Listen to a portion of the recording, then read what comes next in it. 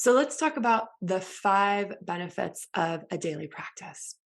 Number 1, you are literally building a habit of self-love. You're building a habit of devotion to self, a habit, right? So often when we think of habits, we think of all the bad habits we got to chuck out the window. This is a positive habit, a habit of self love. So just like you brush your teeth every morning when you wake up, imagine if you consistently loved yourself the same way you consistently brush your teeth without fail every single day. So when you sit on your mat every morning and you practice your daily sadhana, you're cultivating the habit of self-love.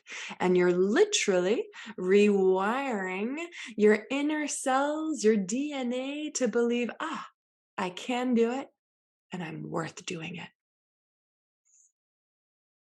it. Benefit number 2, you start to widen your perspective. So, when we cultivate the cadence of a daily devotional sacred practice, what starts to happen in that container that you're creating energetically day after day after day is you're creating the sensation of being held in that practice. When I asked the group yesterday after our webinar, how do you feel? One of the women said, I feel held. Exactly. So you start to feel held in this practice. And when your nervous system starts to feel held, it can start to relax. So, from a physiological perspective, when you practice Kundalini energy, breath, movement, sound, tantric practices every day, you're switching your nervous system from fight, flight, or freeze, stress, over to relaxation. Stay, play, rest, digest, intimacy, vulnerability. That's what happens when the nervous system is relaxed. But most of us, by default of living in the modern world, the digital world, the fast paced world, the Amazon Prime culture world, have a stressed out nervous system. It leaves us feeling tired, wired, and uninspired. Who can relate? Tired, wired, and uninspired. So when you flood the body with breath, you shake off stagnant energy, you start to switch over to a relaxed nervous system physiologically, right? Psychologically and emotionally, when you have a practice at the same time pretty much every day, and your metronome, your internal metronome knows that safety, it starts to let go. The body's like, she really is showing up for me. And she's doing it again. Oh my gosh, and she's doing it again. Thank you so much. I feel so seen and loved. I can relax now. And when the nervous system starts to relax, we go from a narrow view, head brain thinking, over analyzing, worried about the future, trying to rearrange the past, narrow focused, fight or flight, survival, into a wider perspective once the nervous system starts to relax, which it does with this practice. And when we widen the perspective, we can see, it's not all about me. I really don't have control over the outcome. All is.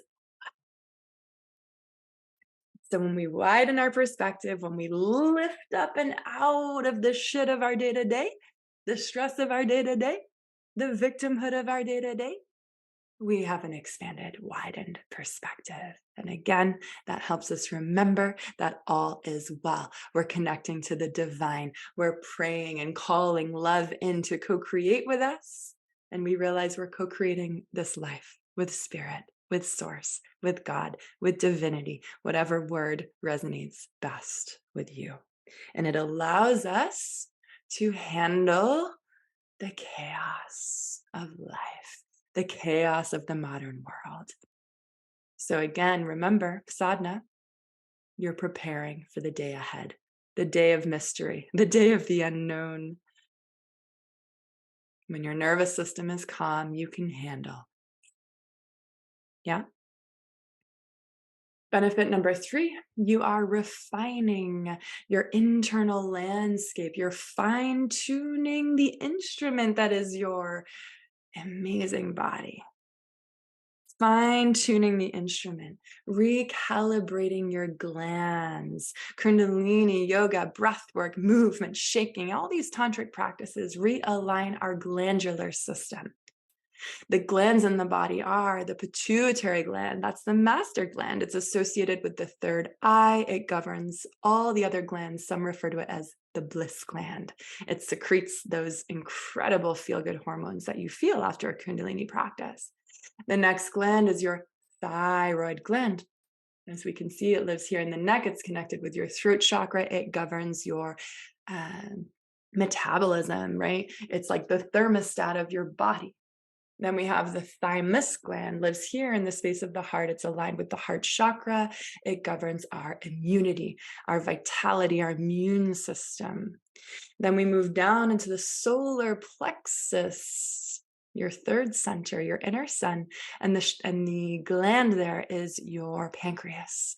Your pancreas, which is located right near your stomach, governs digestion, both digestion of food, yes, physically, emotionally, energetically. It governs digestion of the moment, digestion of life, digestion of emotions, right? So if that gland is in harmony, we're emotionally current, we're in the moment. If it becomes stagnant, we start to suppress emotions. We're not living and fully digesting the moment as it comes. We move down one more chakra into the second chakra, your pleasure center, your center of creativity. The glands associated with that are, no surprise, your ovaries, right? In women and males, the testes. These are the glands of sexuality, reproduction, and fertility. And then lastly, your root chakra, your first chakra, the gland associated there are your adrenal glands. The root chakra governs your sense of safety, your sense of belonging, your sense of peace. When that is out of harmony, your adrenal glands fire off and we feel unsafe. We feel like we don't belong in this world and that we are not welcome. Every gland has an associated emotion. When they are in harmony, all is well. And you feel ease and you feel at peace and you feel expanded and you feel heart open. So know and trust that when you're doing your daily sadhana practice, when you're doing your daily Kundalini and breath work, you're reharmonizing the body. You're reharmonizing the glands. You're fine-tuning your instrument. You don't need to know how it works or why it works. Just trust the innate intelligence of your body. When your body is aligned, it naturally self-heals. It naturally self-regulates. It naturally self-harmonizes. So when you have a simple daily sadhana practice, you're just fine-tuning that instrument. Think of a guitar player. Guitar player will not get on stage without tuning their guitar. So think of it like that. You don't want to leave your house, enter your inbox, interact with your children before you, my love, are in tune. Yeah? Let's take a deep breath. Another benefit of daily sadhana is you're creating momentum, right? And again, initially, those first few days, that first week, yeah, you're going to have to effort a little bit. You can do that. But eventually, the momentum, it takes care of itself. Think of one of those water wheels, right? It's got buckets all around it. There's water pouring in from the top, water, water, water. Eventually, the wheel, the water wheel, the prosperity wheels, it's in motion. It's in motion, right? That's the momentum. And think of the word momentum. It has the word moment in it. So momentum brings you from this moment into the next moment, into the next moment, into the next moment. You have momentum. You are a well-oiled machine. You don't have to think about the future. You're in the now. And this moment takes you into the next moment, right? And you unleash your radiance. You unleash your vitality that's locked away in the stagnant spines and the tight hips and the jagged shoulders and the shallow breathing and the feelings that we're unworthy and all of it. When we practice daily sadhana, we activate our life force energy. We unleash the serpent of the Kundalini energy. We move energy through the microcosmic orbit of the spine and we come back to life. I always like to say to students in my Kundalini classes, all this practice is doing is reminding you that you are alive. It's like polishing the mirror, right? It's uncovering your hidden brilliance. It's allowing you to touch, taste, and feel what it's like to be magnetic. And again, going back to that mirror analogy, in the beginning, you may have to really scrub that mirror to see a clear, vibrant reflection, but eventually it just needs a little daily dusting, right? So again, that's another benefit is you're creating momentum towards your magnetism. And another benefit number 5 of daily sadhana, is it's your 0 point. It becomes your set point. It becomes the reset button. Because again, a key element of sadhana is that it's daily. And ideally, it's around the same time every day. So the nervous system doesn't have to guess, is it happening later? Is it happening tomorrow? Are we going to do this? Is it 3 o'clock? Is it 5 a.m.? Nope. Let the nervous system relax. Consistency cultivates a sense of safety in the body, in the mind, and the soul. And so here you go. Clock, reset, return to your mat. Sun rises, reset, return to your mat. Day's crazy, you go to bed at night, you sleep well or not, reset, come back to your mat, right? So it's the reset every day. It's your 0 point, it's your constant, it's your returning home. Day after day after day, just like the sun rises, day after day after day. And so what happens in that set point, in that 0 point, in that reset, is you return back home. Your yoga practice becomes the constant, right? Your sadhana becomes the cadence of self-love and devotion. And so you show up some days feeling guilty, feeling insecure, feeling angry, crying, happy, sad, exhausted, premenstrual, ovulating, whatever. You're the variable. You're the unique, ever-changing, mysterious being, but your practice is the constant.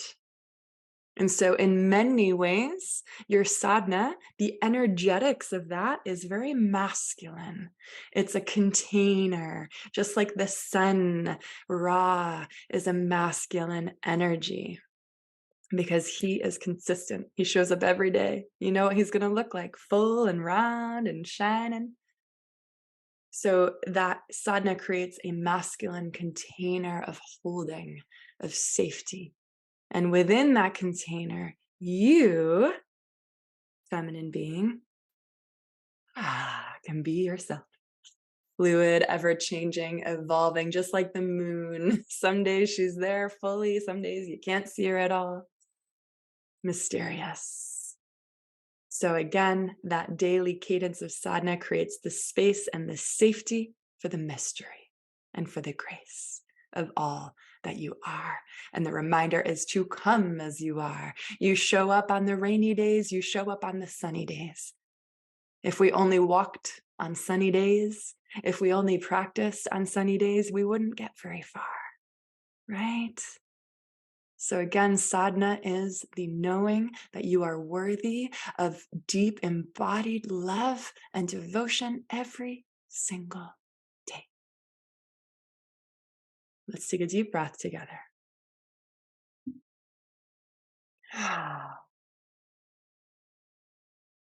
Okay, so that's what sadhana is. That's many of the benefits of sadhana. Of course, we are in the Aquarian age, the age of experience. The best way to actually know something is to do it. And to do it and see and notice how it feels for you, what shifts for you. Those are just general, overarching benefits. But then, of course, the uniqueness of your sadness starts to take hold when you practice it.